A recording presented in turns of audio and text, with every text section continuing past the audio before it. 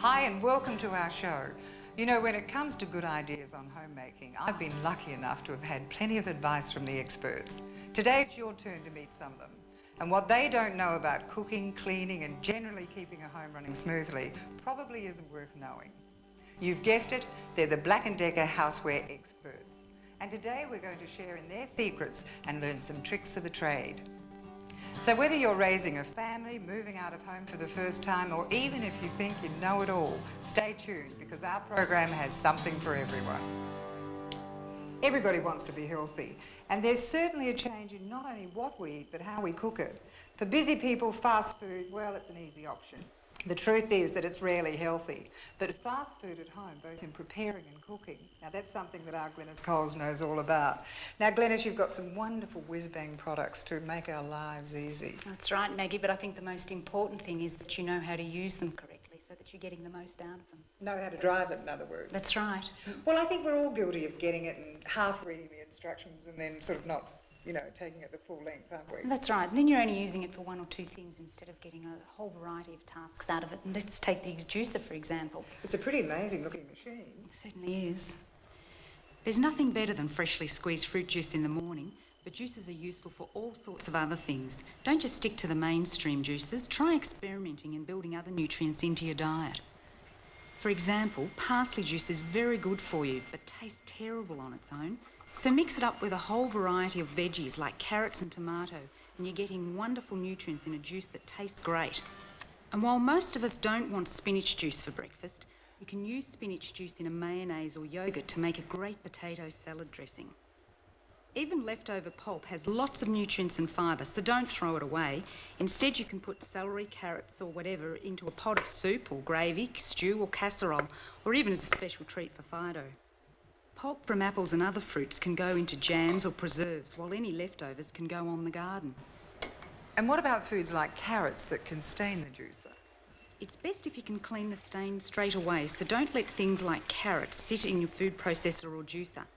If it's a stubborn stain, rub on some bicarbonate soda, white vinegar or even lemon juice.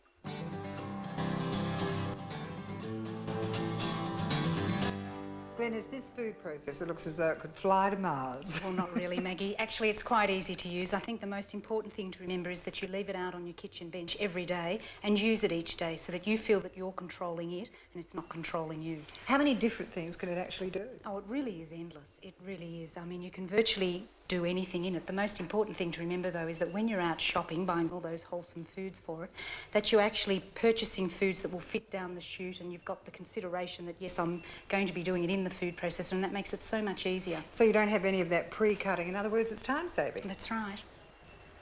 If you know you're going to use the food processor, think about the size veggies you buy, like these zucchinis that fit down the chute, and make sure they're firm and ripe. Whether you're slicing, shredding, chopping or mixing, there's different ways to control the food processor. For example, when you're shredding and slicing, it's important for you to stack the chute correctly. If you just throw everything in, your carrots will come out like this. So if you want the carrot cut lengthways, stack the chute like this. Or if you want a horizontal cut, stack the chute like this. If you want julienne vegetables, slice it once and put it in the chute like this. Take all the pieces out, stack them back in and cut it the other way. You'll end up with the perfect julienne strips which make a great salad. Let's say you've got mushrooms, onions, red peppers, parsley and you want it all uniformly chopped. If you just turn it on, you're not in control of the chopping, and while the top may look chopped, what you've got is mush, like this. Instead, use the pulse button. You can put it all in together and control the chopping very carefully. It's tumbling and tossing and you control the result. Even with coleslaw, it's important to think about stacking the chute. If you just stick the cabbage down the chute any old way, you'll get any old result. Instead, remove the stem, roll the leaf up like this, and when it's placed into the chute, you'll get uniform results. All this food was cut with the same cutter by simply controlling the pressure applied to the food going down the chute.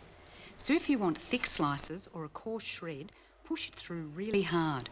Or if you want fine or thin slices, let the food go through under its own pressure. Can you slice anything in the food processor? Almost anything, Maggie. In fact, you can do bananas in it, which is quite a surprise to most people. The food that doesn't slice well are things that are very high in water content, like strawberries and tomatoes. But you can slice things like semi-frozen meat, which you can cut into a block, and it will slice beautifully if you're doing a stir-fry. When chopping meat with the cutting blade to give a mince, always have the motor running, then drop the meat through the food chute to give an even result. And what about cleaning up? A lot of people are concerned about the best way to clean things safely, and that's good. With any of today's appliances, it's safe to wipe over the motor block with a damp cloth and detergent to remove any bits and pieces. And most parts that aren't connected to a motor block are dishwasher safe, such as the juicer or the bowl of the food processor. But always put it on the top shelf of the dishwasher because it's not as hot.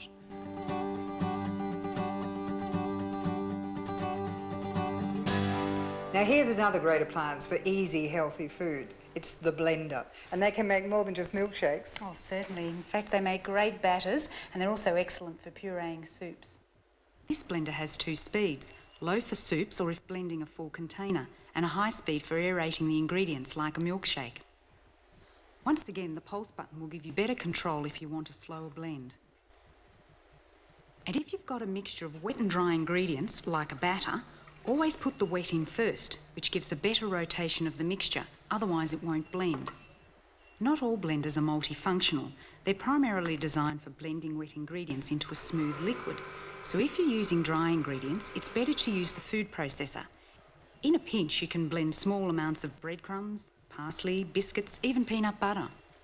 Glenys, I've got a kitchen ceiling at home that's still wearing the remains of minestrone soup because I didn't put the lid on properly. When you blend a hot soup, it expands and the pressure forces the lid to blow off.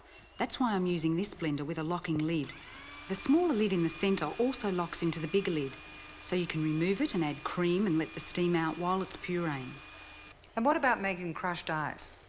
You really shouldn't put blocks of ice in a blender. It's better to use the tried and true method of a rolling pin and a tea towel.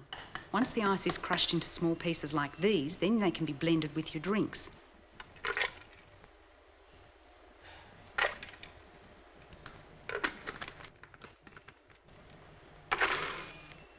And these stick blenders are so convenient for taking to the stove and blending hot gravy or pureed soup. And rather than getting out a spoon and stirring the custard, a stick blender does the work for you. The variable speeds allow you to turn it down low for custards, gravy or whatever, or up high for aerating milkshakes. And if you're making, say, a banana smoothie, put the metal beaker that comes with the blender in the freezer beforehand and you'll get an icy cold, better volume milkshake with great aeration. This blade will chop the banana, and then without changing blades, you can aerate the mixture just by moving up and down like this for a creamy, delicious smoothie. Just remember not to drag it out of the mixture while the blades are turning or it'll spray everywhere. Thanks, Glenys, that was terrific. And now let's go and find Bill in the laundry.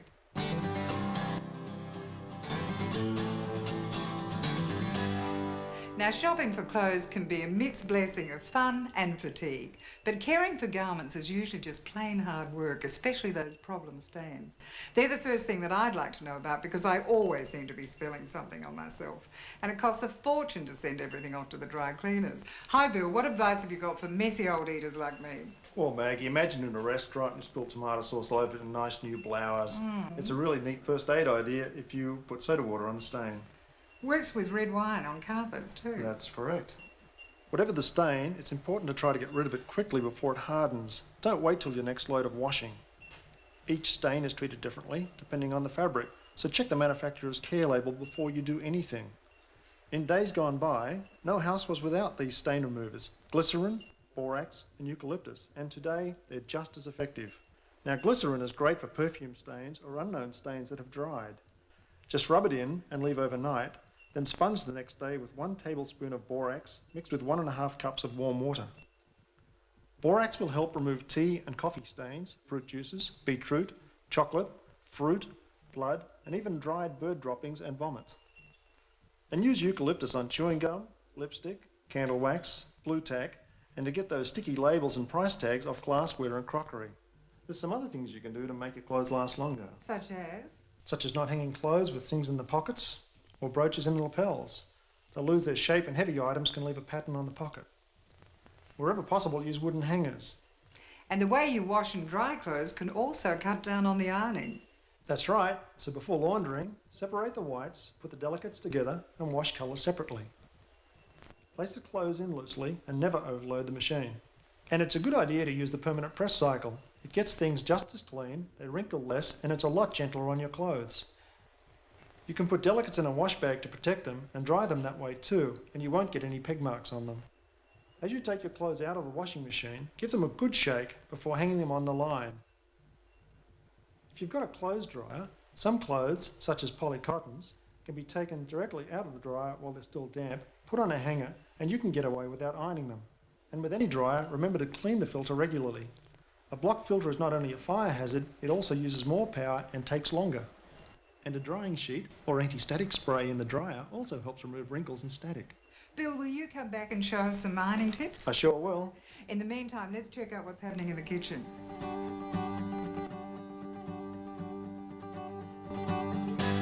Hi, well, we're back in the kitchen, and what have you got for us now, Glenys? Well, we're working with mixers, Maggie. The main purpose of a mixer is to incorporate air into the ingredients, whether you're whipping eggs or creaming butter and sugar.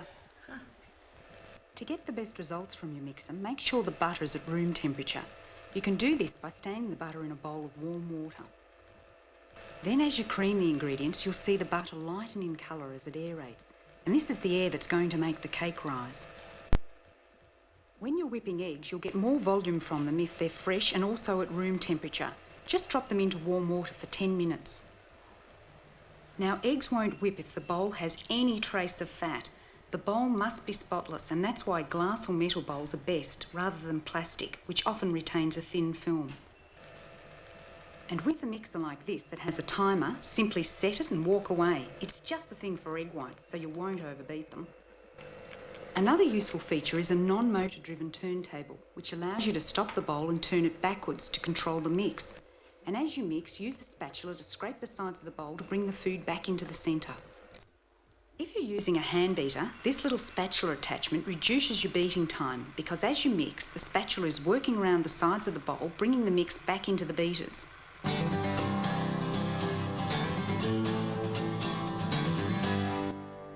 Oh, wow, that looks fantastic. Can I do the honours? Be my guest. Now, these electric knives are just the thing for slicing delicate foods like bread and pavlovas and cakes. And because you don't have to apply the pressure to the food with an electric knife, the natural action of the knife slices beautifully. I have to tell you, I used mine for a not-so-traditional use the other day. I had to cut some of that thick foam rubber for some outdoor cushions. And I thought, what am I going to use? And suddenly I thought, the electric knife, good old Black & Decker. And it worked fantastically. I don't know if you approve of that. What else can we use the electric knife for, though? Well, for something like this beautiful leg of lamb, I start by cutting around here and removing a large piece of meat from the bone. Then I carve through this way, so each slice has even amounts of skin and tender meat. The nice thing about this knife is that it's cordless, so you can take the knife to the table or the barbecue.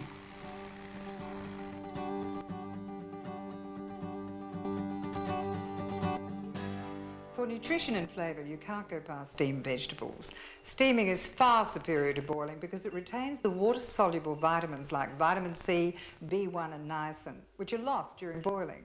Now, if you've got a steamer like this, it retains even more nutrients because it captures the juice from the vegetables in this clever little drip tray. And then you can add those to gravy or stock or whatever. But actually, it's a far more versatile machine than just that, isn't it, Glenys? Oh, it certainly is, Maggie. It's wonderful for fish, chicken, meats, even puddings and a whole variety of rices. Fantastic. Today, a number of different rices are popular in Australian homes. Brown and short and long grain white rice. The short grain is more clingy and will stick together. So if you're after a looser rice, use long grain. Brown rice is high in fibre and more nutritious than white rice. Always wash the rice before steaming, as this removes an enormous amount of starch. And washing helps reduce the cooking time of brown rice by softening the outer husk and making it easier for the rice grain to absorb water. And the rice doesn't need to be cooked alone. You can cook a whole meal in the steamer by adding veggies, a curry or whatever. And by using this timer, you've got a really accurate way of cooking which takes away the guesswork. So you can walk away and relax.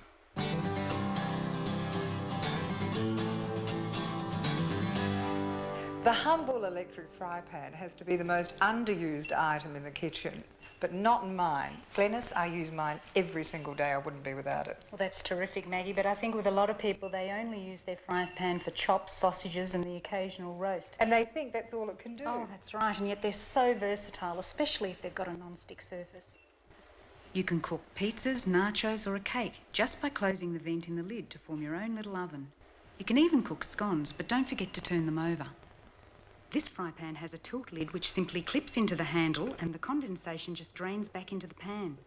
There's also a tilt leg at the base of the pan so you can drain the fat away before serving. And of course, with the non-stick surface, you can fry an egg or roast a potato without adding a drop of oil. It also means you can cook the more uncommon foods like nachos or pizza, but don't try cooking these in a normal polished fry pan. Now, if you're asked to bring a plate along, Maggie, to a friend's place, the fry pan is ideal.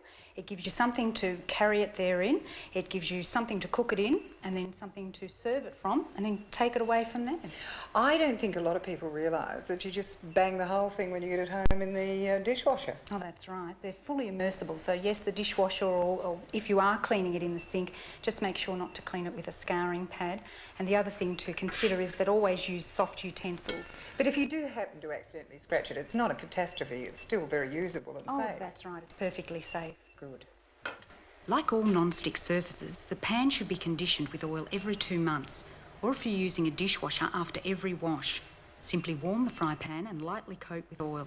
Now, Glenys, we've saved the best until last, haven't we? Oh, that's right. You see, this really is exciting. It's a new generation non-stick stainless steel surface which combines the best of both worlds. It's easy to clean and it has excellent cooking properties because it allows you to cook and brown and sear food like a real professional. And it won't scratch or peel. And it's called Excalibur. Excalibur. If you want to move up from a fry pan, this big sizzler platter can do all your pikelets and pancakes, toasted sandwiches, eggs and bacon, big fish, or for a buffet dinner, you can use it as a warming tray for your casseroles.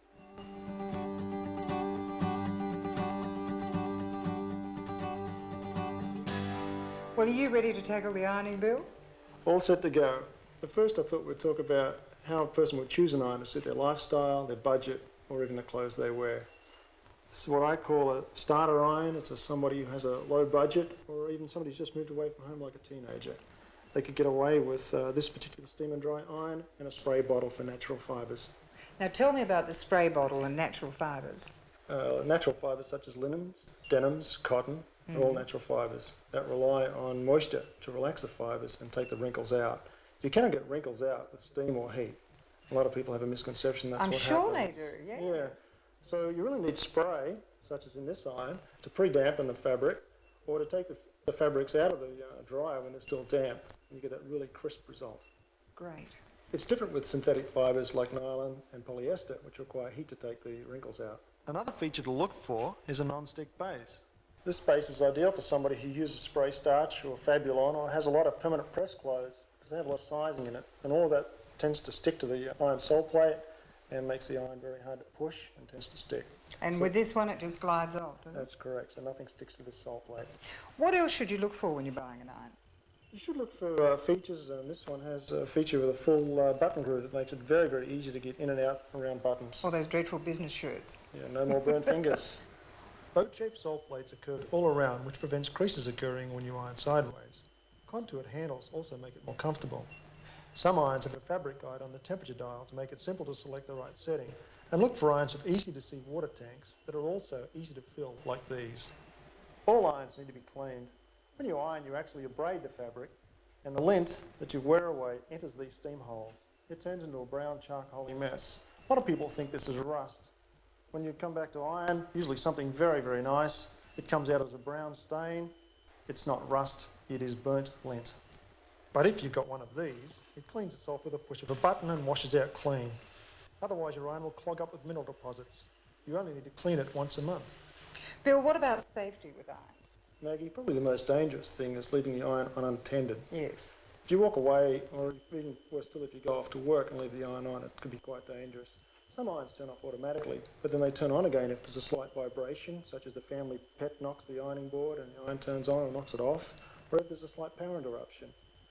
This iron is the only iron that turns off automatically and will not turn back on unless you restart it. Pushing the little button. It's a real peace of mind. Sort your ironing into natural fibres, synthetics and so on, then start ironing on the lowest setting. This is because an iron takes about 1 minute to heat up and 20 minutes to cool down. So you work your way up through the temperature scale, doing your synthetics first, your cotton poly blends next, and your natural fibres, and that way you don't have to wait for the iron to cool down. You can pre-dampen natural fibres with water, and for that special occasion, if you really want a crisp shirt that looks starched, lightly pre-dampen it and leave it in the fridge overnight. It brings the thermal capacity of the clothes down, so when you iron it, it gives a professional finish. Of course, you never spray or use water on silk because it water stains. Even using steam is not a good idea. If you've got a variable steam iron, use low steam on acetate and you'll avoid that puckered look. And unless you want that worn out shiny look, never iron wool directly. Instead, put a pressing cloth or a tea towel over the top and then iron them. If you already have a shiny look, you can often regenerate the garment by using a damp pressing cloth. Of course, you'll find the manufacturer's care instructions on the garment itself that shows washing instructions, drying requirements, and the iron symbols with 1, 2 or 3 dots corresponding to the temperature settings on these irons. Now here's how to iron a cotton business shirt in 3 minutes. If you don't know what you're doing, it could take 15 minutes and still look like you've rolled in it. Do the collars and cuffs first, then start with the yoke. Then do the front, side, back, and then onto the next side and front, keeping the shirt moving in the same direction on the wide end of the ironing board.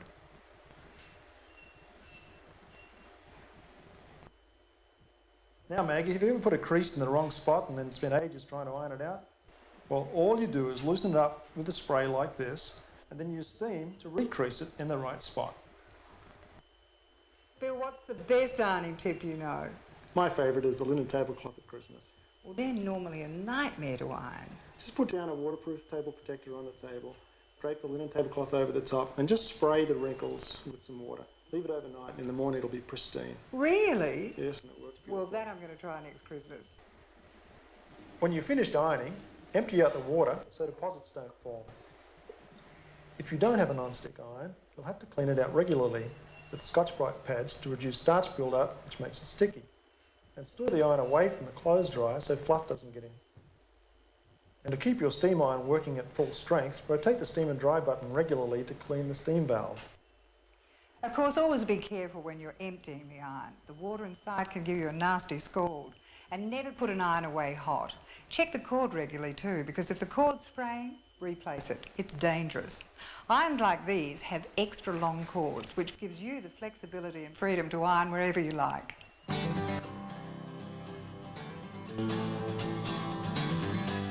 We've all had bad hair days and know that the basis of any hairstyle is a really good cut, but it can be frustrating trying to recreate that great hairstyle at home. While it's just not realistic for us to go to the hairdresser every day, if you've got some basic styling tools, you can look like you've just stepped out of a salon.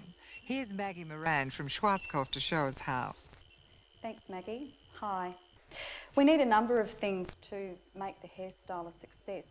Firstly, we need to work with some good hair care product, shampoo and conditioner, along with some styling products, whether it be a spray, a gel or a mousse, depending on how you'd like to style the hairstyle. We also need some brushes and combs, and of course we need a blow dryer. This is a great one because it's got variable speeds. We've got a high speed so that we can actually dry the hair off quickly. We work with a medium speed to help style the hair, and there's also a cold shock button if you're working with curl to help set the style in place. The concentrate is an attachment that comes with the blow dryer. The benefit of using it is that it helps you to control the hairstyle, whether you've got straight, curly, long or short hair. A diffuser is used for naturally wavy, curly or even permed hair, whether it be long, medium or short. The benefit of working with a diffuser is you can create lovely soft natural curls without getting that wind-blown or flyaway look. This is a hair styler. It comes with 3 attachments. This attachment is a volume curler and it's designed to give volume through to the root area right through to the ends of the hair. It has a special non-stick coating so the hair slides through and dries at the same time. This attachment is a large curling brush. The idea behind this is that you actually dry and curl your hair at the same time. It's very easy to use, and you can work with straight hair to get curl into the ends of the hair if it's long, or even if you've got naturally curly hair, you can stretch the curl out and give a softer look. This attachment's the small curling brush. You get the same benefits as the big curling brush, but you get a smaller and tighter curl result. When styling your hair, it's essential to use special products. They not only help to support the hairstyle, but they also protect the hair from the heated appliances. Depending on the look that you want to achieve, a soft natural look, we'd work with a spray product. If you're wanting more style support, we'd work with either a natural hold or a super hold mousse. And for an even firmer or longer lasting result, we'd work with sculpting glaze gel.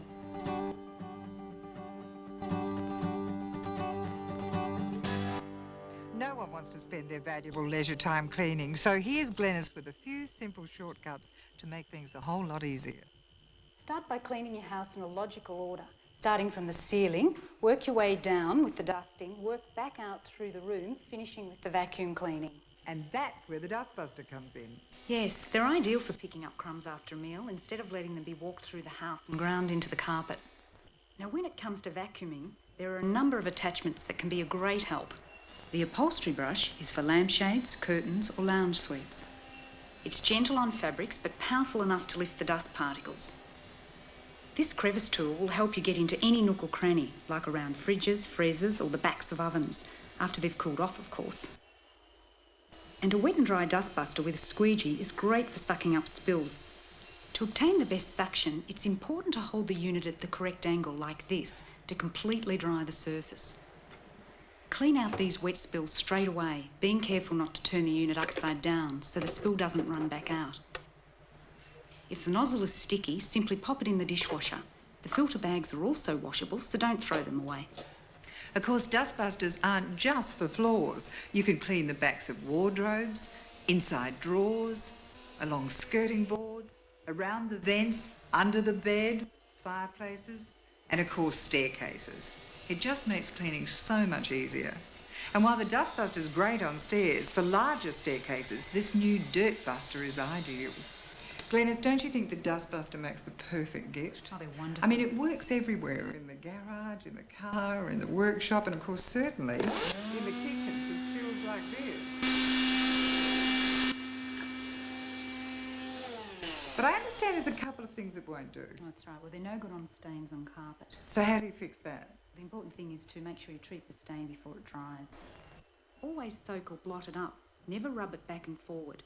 Work in one direction only, working into the centre of the stain. If the stain has dried, or even if you don't know what it is, here's a tried and true remedy. Rub the stain with glycerine, leave it overnight, then sponge the next day with a mixture of 1 tablespoon of borax to half a cup of warm water, remembering not to get the carpet too wet. And for things like wax or chewing gum, put ice on it first to make it brittle, then just chip it off. Now, stain removers are really quite dangerous around young ones, so use them with care. And when you've finished, put them in a sealed container, well away from little hands. A locked cupboard, preferably.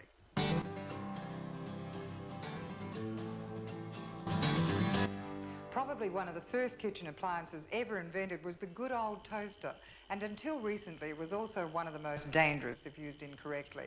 Last year, you know, there were more than 300 toaster-related fires in Australia. Now, John, how does that happen? Well, Maggie, for instance, most automatic toasters will not turn off if there's a power interruption.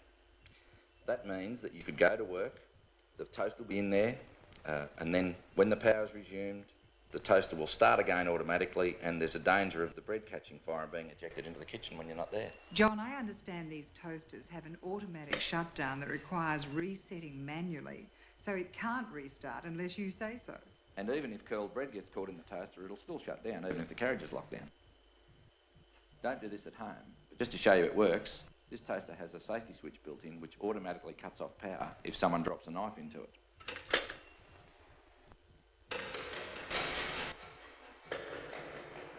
But you can make any toaster safer by keeping it clean on the inside. Emptying the crumb tray regularly stops the crumbs from building up and becoming a fire hazard. It also helps keep the creepy crawlies out. Maggie, have you ever put bread into a toaster that's been set for crumpets and out pops a piece of charcoal? I have to confess I have. That's because bread which contains a lot of moisture or is thicker takes longer to toast. Basically, your fruit toast or raisin bread takes the least time, white bread is in the mid-range, and crumpets take the longest. And if the bread's fresh, it takes longer to toast too. And working all that out is the last thing you want to think about in the morning. So now there's a toaster which does the thinking for you. You set the level of brownness you want, and whether it's a fresh crumpet or stale raisin bread, it will always come out perfect. It has a sensing control, sort of like a finger that touches the bread and senses its temperature. So if you put in frozen bread, it'll detect that it's cold and toast it longer. And if your toast pops up and you're not quite ready for it, you can warm it again without resetting and without burning.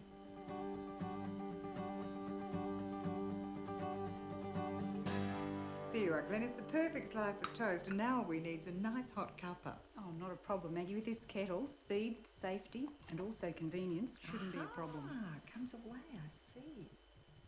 They give cordless convenience for filling and pouring, and they require less water to boil a cuppa than the old bowling ball kettles. And they're safe too, with auto cutout when it boils, so they won't boil dry. The upright ergonomic design takes up less bench space, and if you've got arthritis, they're easier to lift and pour than a traditional stovetop kettle. And here's the latest in kettles. The lid is removable for easy and convenient cleaning, and the spout has an inbuilt filter which filters the water as you pour. As these kettles age, water may start to drip down the front when you're pouring. This is caused by water mineral build-up around the spout. It's easy to get rid of by wiping over with the vinegar, then adding some petroleum jelly on the front and wiping it all off with a tissue. Older kettles and urns will also discolour with a grey-brown look around the spouts and water windows. Again, it's just mineral build-up.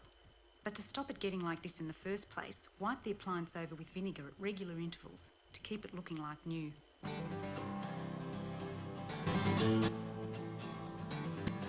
Go ahead, Maggie, it's ready to use. But that's cold water you just put in. That's right. Well, that's the beauty of this unit. We've got continual hot water the whole time without having to wait for it to reheat. Now, how does it do that? Well, as you can see with this cutaway unit that we've got here, there's actually two water chambers. The grey chamber down here is what stores the hot water, and you've got continual refilling from the top area here.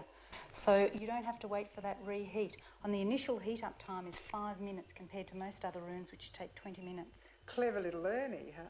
So this really is not just for professional places. I mean, it would work in the private home if you've got a large family or you're entertaining. Small office, schools. Fantastic. And notice how it doesn't steam, so there's no condensation. And it's very safe with cool touch handles, a child safety lock, and even if it is accidentally knocked over, there isn't a rush of boiling water.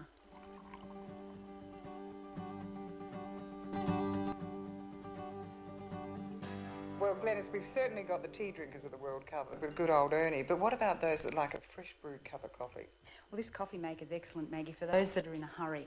You only have to wait for 1 cupful to drip through, take it out. It's got a non-drip valve which seals off, gives you time to pour your cup of coffee, then you just place it back in and it continues brewing. Ah, so if there are more than one in the household, they can all just keep coming when they feel like it. Keeps brewing beautifully. Fantastic. And once the coffee is brewed, here's a way to retain its flavour. Instead of letting it stand too long, pour the unused coffee into a thermos flask. This holds the flavour without overcooking it. And of course, this works just as well for 1 cup or for a dinner party. You can also vary the types of coffee you drink according to personal taste.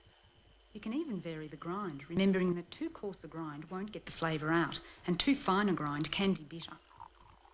For maximum freshness and flavour, always grind the coffee just before you use it. And if there's any left over, put it in an airtight container in the freezer. And these coffee makers aren't just for coffee drinkers. You can also brew tea.